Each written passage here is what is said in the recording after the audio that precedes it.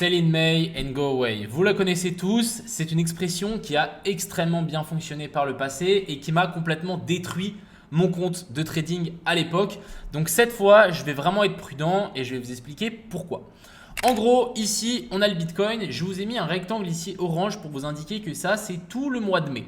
Donc dans cette période-là, en général, sell in May and go away, on forme un top.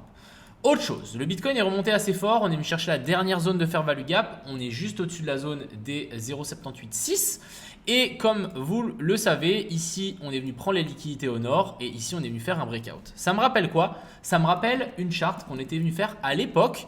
Je dis pas encore une fois que ça nous indique un énorme dump, je dis juste qu'il va falloir être prudent. Donc c'est moi ce que je suis prudent sur le BTC. C'est que ici on était venu du coup faire la chasse au nord, le breakout, et vous voyez le rectangle ici que j'ai tiré, bah, c'est le mois de mai. Et comme on peut le voir, on est venu former un top, donc après un rebond, former un top ici le mois de mai, et ensuite après ça s'est effondré. De plus, comme vous savez, l'été c'est souvent mort, souvent les gros poissons, qu'est-ce qu'ils font? Bah, en fait, ils vendent leur crypto pour simplement remplir le réservoir de leur yacht parce que ça coûte bonbon. Donc voilà, je vous dis encore une fois, faites un petit peu attention. L'été en plus, le marché souvent se ralentit, les gens prennent des vacances, les gens se déconnectent. Donc on peut vraiment peut-être s'attendre à avoir une correction. Voilà, moi je vous dis en tout cas, je vais être super prudent dans la zone qu'on est ici. Plutôt essayer de même chercher si on a une inversion structure ou des petites patterns dans le time frame pour simplement prendre des shorts parce que pour moi on est clairement dans une zone de short.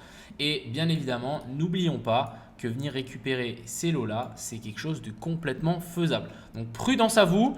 On peut peut-être s'attendre à avoir les alts qui explosent et le Bitcoin qui corrige. C'est quelque chose qui est déjà arrivé dans le passé et qui peut aussi arriver dans le futur. Mais voilà, prudence. Je ne vous dis pas de shorter, je ne vous dis pas de long. Mais en tout cas, je n'essaierai pas de long dans cette zone là.